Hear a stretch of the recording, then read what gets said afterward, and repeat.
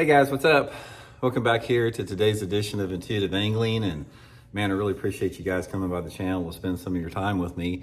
And guys, today I got a good video for y'all. We're gonna be giving some tips and advice on fishing deep water structures with traditional bass fishing techniques in the summertime of the year without using that illegitimate means of cheating with live scope to catch a bass off the bank with.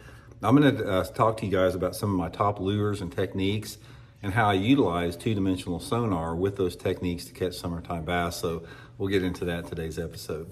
I'm also, guys, a couple quick things to remind you. I just wanted to remind you all about the sale. I don't have a pair right here, but Silverbat has a sale on my Signature Series RB2 and RB3 Series sunglasses going on right now. You can get them at 30% off. Any purchase over $98, you get a free hard case from Silverbat. So I'll put all that links in the description, along with all the other links for the baits that I'm going to be talking about. I'm going to be talking about a bunch of good offshore structure baits today. I'll link each one of these lures in my Tackle Warehouse link in the description if you guys would like to pick some up using that link. Appreciate it. Guys, it is freaking like a sauna in the tackle room right now. We just got done. It's about probably 93 degrees right now, and it just got done raining for about 3 hours. The humidity is like 90%.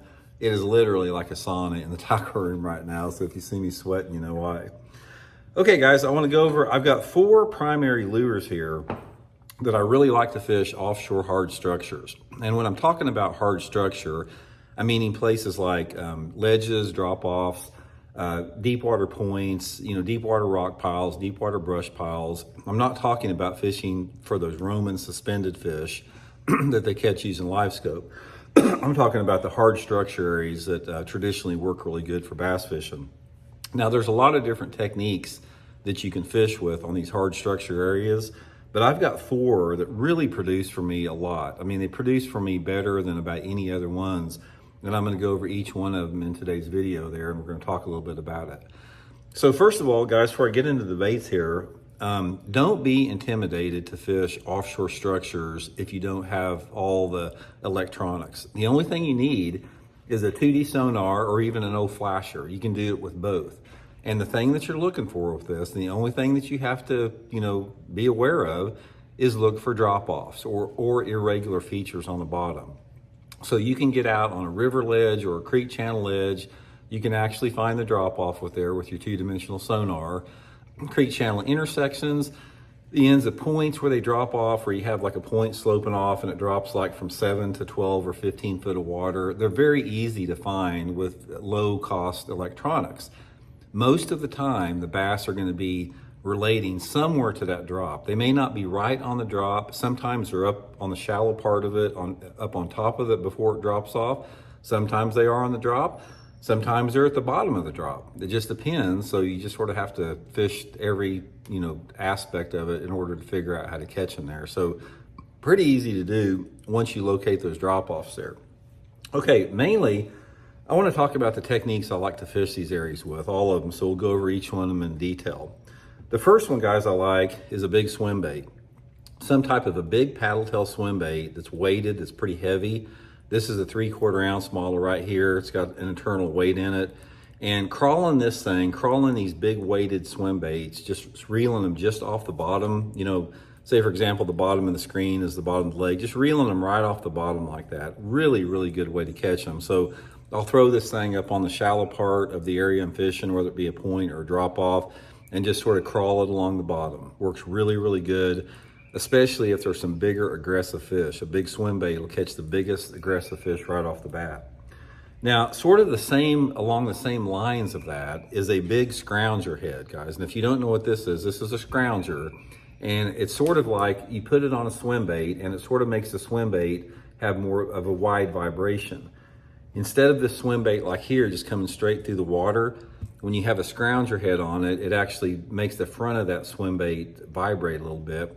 And I've got the Megabass Freestyle 6-inch swim bait on here, which is my favorite setup. This is one of Aaron Martin's favorite setups, guys. Aaron got me using this years ago, but this works in the same type of areas. And you just sort of have to mix it up to see what the fish want. A lot of times if you have like a cloudy, windy, low light day, sometimes the scrounger will work better. Sometimes if it's sunny or brighter, just the regular swim bait will work better. But these two are used in correlation with each other. You sort of just have to figure out what the fish want from day in and day out. Both of them are heavy though, guys. Both of them are 3/4 of an ounce. Okay, the next one is the old hair jig, guys. Just a big, large hair jig, a white marabou hair jig. This is, again, you're fishing it on the same, all these baits I'm talking about, you do the same thing, guys. You cast up into the shallower water, work it down into the deeper water until you figure out how deep the fish are. But a heavy hair jig like this, you don't put any trailer on it, you just fish it just like this. And like I said, guys, I'll link all this in the description.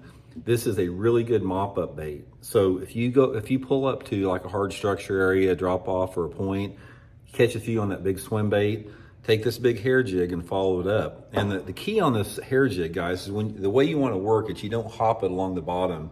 You throw it out there, let it hit the bottom, and reel it up real fast. Reel it 4 or 5 cranks. And what happens is that bait, you'll reel it up 4 or 5 feet off the bottom and it falls back down 4 or 5 feet off the bottom. But you don't snap it, just reel it real fast with your rod tip high. And that is the presentation to use from it. And this is really, really good, especially if you have a lake that has current in it. These things work really good. And finally, guys, a big spoon. A big 1 ounce, 5 or 6 inch, 7 inch flutter spoon like this.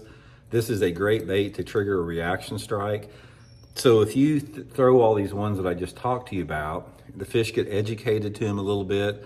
A lot of times you can mop up with this big structure spoon in there and create a reaction strike from popping this thing off the bottom. And it's the same thing, guys. I'll take the flutter spoon like this.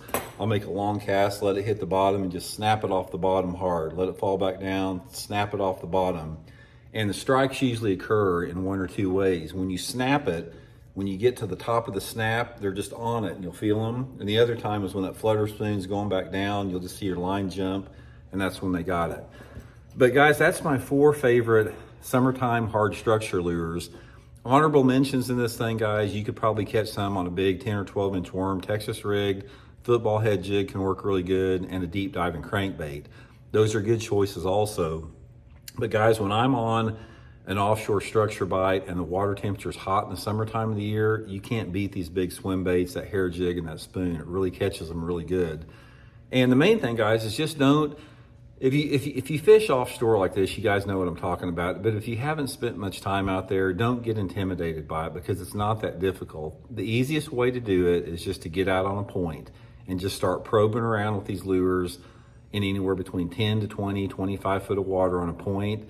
There's always usually some bass to be caught there. And if you do have a lake, like if you guys live on the Tennessee River and you've got all the TVA lakes, if you watch this channel, I'm sure that you're familiar with fishing the drop-offs and the ledges.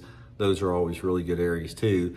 The main thing you have to do with them is you have to figure out where those fish are positioned. And like I said, sometimes they'll be up shallow in 5 or 6 feet of water close to the drop-off, sometimes on that drop, and sometimes in the deeper water. So just fish around and probe around till you fish them. So anyway, guys, if you don't, like getting up shallow and throwing a square bill or flipping in the summer, this is a good option for you. Hope it works out. We'll talk later.